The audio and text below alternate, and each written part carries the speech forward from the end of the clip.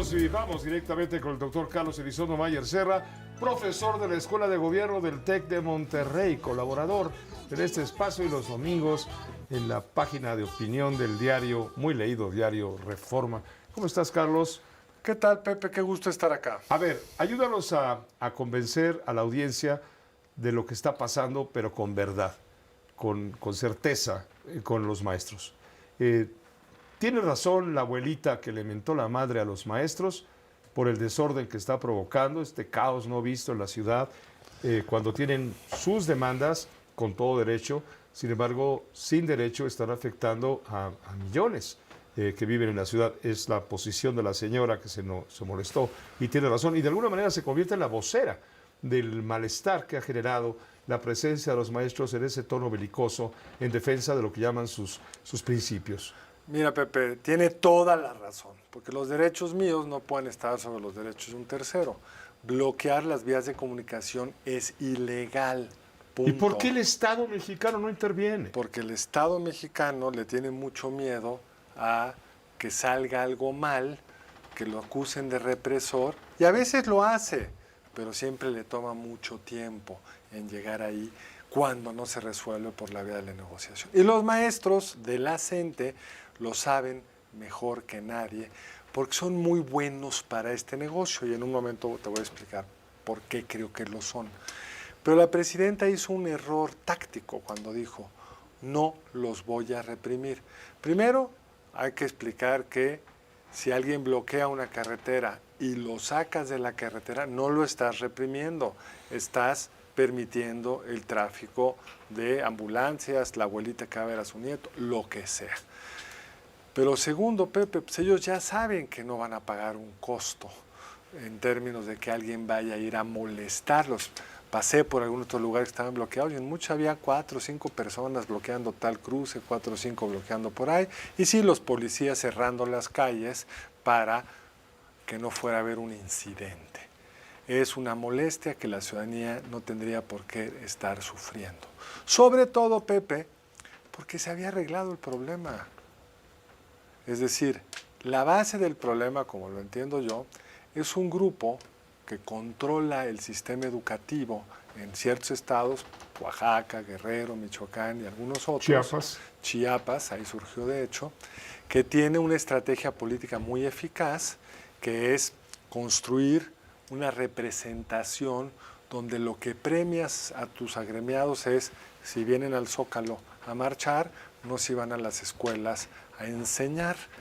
Y tienen buena parte del control del sistema educativo.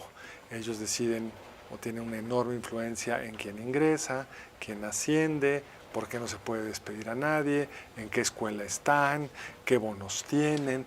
La reforma educativa, la mal llamada reforma educativa, como decía el expresidente López Obrador, esta pues le regresaba al Estado en un gobierno que dice importarle el poder del Estado. Eso hizo la reforma educativa, le daba al Estado la prerrogativa de cómo contrato, cómo promuevo y en su caso cómo retiro, porque no despidían a nadie, cómo retiro a los maestros que no se desempeñan correctamente del aula y pues daré bonos, premios, etcétera, en función del desempeño. ¿Esa fue la de Peña Nieto? La de Peña Nieto. Entonces, cuando tú le quitaste eso a la CENTE, pues ya no tenía la capacidad de movilización porque no te pasaba lista en el Zócalo, sino que el gobierno te pasaba lista en la escuela. Y si no ibas a la escuela, pues entonces a dar clases, pues podías tener una sanción de muchos tipos. El presidente les regresa el control parcial, no todo, pero buena parte de, exactamente en el 2019, eran aliados políticos y llevaron la fiesta más o menos en paz y como pasa con estos grupos, si les das 3 te van a pedir 6, cuando les des 6 te van a pedir 12. Entonces la presidenta con razón dice, ya te dimos una mejoría pensionaria con estas pensiones del bienestar, ya te aumenté el 10%, que nadie en el sector público había tenido un aumento de ese tamaño, pero ellos dicen, ¿y por qué no me das más? ¿Y qué quieren, Pepe? Pues primero un aumento del 100%, que se oye extravagante por decirlo menos. Hoy había un artículo de Eduardo Bacoff en el Universal que citaba un estudio donde mostraba que los maestros en México, para su nivel profesional, están mejor pagados que en muchos otros países. Entonces, pues es un país de salarios bajos, es una tragedia. ¿Cómo haces para tener salarios más altos? Bueno, pues hay sobre todo que crecer más, tener mejor educación, etcétera. Pero estos maestros quieren 100% de aumento y que les cumpla la presidenta lo que fue una promesa de campaña, Pepe. La hemos visto todos en los videos. Sí, porque ellos aportaron votación, etcétera, a favor de Morena, en calidad de aliados de Morena y de la presidenta de la República, y ahora lanzan fuego amigo. Pues ellos dicen... Están midiendo a la presidenta, ¿o qué? Por supuesto, pero ahí están los videos en X y en muchos otros lugares.